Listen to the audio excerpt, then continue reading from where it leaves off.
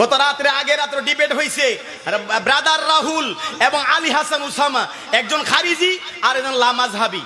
মাযহাব মানে না, মানে সারা জীবন মোবাইল ঠিক করছে, এখন বড় শায়েক হয়ে গেছে। নাউজুবিল্লাহ বলতেন না। রাহুল ব্রাদার এই সারা জীবন হইতে এই মোবাইল ঠিক করছে, কম্পিউটারে গান ডাউনলোড আপলোড করছে, এখন সে ডিবেট করে হুজুরের সাথে। যেই হুজুরে আলী হাসান উসামা গেছে তার লগে ডিবেট করতে, বহস করতো, ওই হুজুর হইলার বড় মগা। আরে মুরুক্কোর সাথে কিসের ডিবেট? মুরুক্কদের সাথে কোনো ডিবেট আসেনি।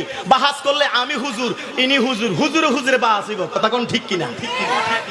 শায়েক হয়ে গেছে, দাঁড়িয়ে রেখে ফতুয়া মারে, এরকম শায়েক আছে না নাই? হ্যাঁ বেটা, শায়েক বড় শায়েক বেটা, তারাবির নামাজ 8 রাকাত 20 রাকাত জায়েজ নাই। এদের গত রাত্রে এর আগের রাত্রে আলী হাসান উসামা এবং ব্রাদার রাহুল এই ভারতের দুইজন ডিবেট করছে। ডিবেটের মধ্যে একজন আপনার জয়ীফ হাদিস গুগল থেকে আপনার প্রমাণ নিয়ে আইছে 8 রাকাত তারাবি হলো উত্তম সুন্নত। আর আমাদের একজন আছে আলী হাসান উসামা, তিনি বড় বড় দলিল দিছে। দলিল দেওয়ার পরে কার দলিল কে মানে কি ডিবেট করলো। ডিবেটের মধ্যে অশ্লীল কথাবার্তা, গালাগালি ছাড়া আর কোনো কিছু নাই। খারিজিদের কাছ থেকে ডিবেট চলে না, আহলে হাদিসের মধ্যে ডিবেট চলে না। ডিবেট করতে হলে সুন্নি আলেমদের সাথে বসতে হবে। আমাদের গিয়াসউদ্দিন তাহিরির সাথে বসো। ডিবেট করতে গেলে শহীদুল্লাহ বাহাদুরের সাথে বসো। ডিবেট করতে গেলে গোলাম হাক্কানির সাথে বসো। ডিবেট করতে গেলে আমাদের বড় বড় সুন্নি আলেমদের সাথে করো, তাইলে বুঝবা তারাবির নামাজ 8 রাকাত না 20 রাকাত। আপনারা সকলে বলেন, আমরা তারাবির নামাজ 20 রাকাতের পক্ষে আছি না নাই? আরো জোরে কোন আছি না নাই? তারাবির নামাজ 20 রাকাত পড়াইছি, এখনো পড়বো, মৃত্যুর আগ পর্যন্ত আমরা পড়বো।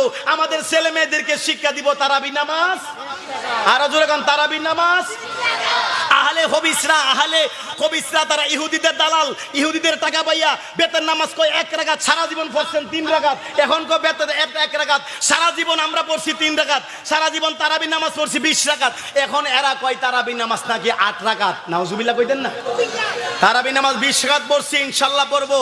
তাদের মধ্যে রাহুল ব্রাদার এই সারা জীবন হইতে এই মোবাইল ঠিক করছে, কম্পিউটারে গান ডাউনলোড আপলোড করছে, এখন সে ডিবেট করে হুজুরের সাথে।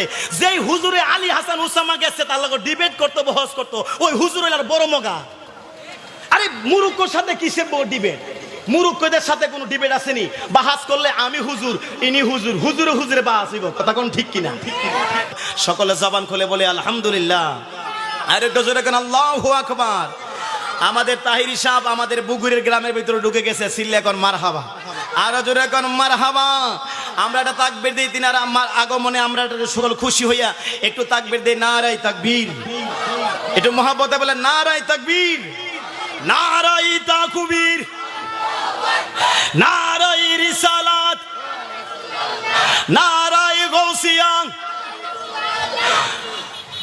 আহলে সুন্নাত ওয়াল জামাত, আহলে সুন্নাত ওয়াল জামাত, পীর মুফতি গিয়াসউদ্দিন তাহিরি সাহেবের আগমন, পীর মুফতি গিয়াসউদ্দিন তাহিরি সাহেবের আগমন বুগুর বামুটিয়ার পক্ষ থেকে, বুগুর বামুটিয়া সিদ্দিকিয়া দরবার শরীফ।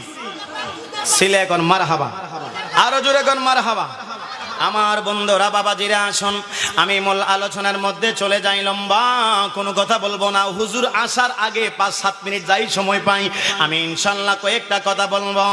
আমার তরিকা বন্ধী বাবাজিরা, আজকের মাহফিল হচ্ছে বুগির বামুটিয়া শেখ সাদিয়া হাফিজিয়া মডেল মাদ্রাসার উদ্যোগে আয়োজিত। আমরা গিয়া হুজুরের দাওয়াত দিয়ে আসছিলাম।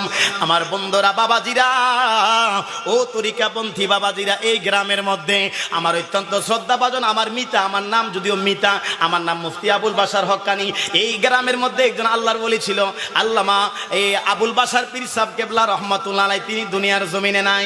তিনি কত সুন্দর করে এলাকার মধ্যে বাড়ি বাড়ির মধ্যে মিলাদ কিয়াম কইরা প্রতিটা বাড়ি বাড়ির মধ্যে নবীর আশেক সৃষ্টি করে দিয়া গেছে।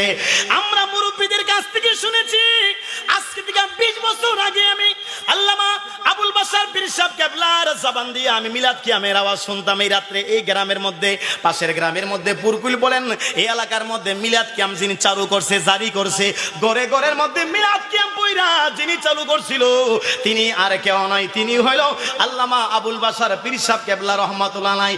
একবার জোরে জোরে কি বলবেন না সুবহানাল্লাহ।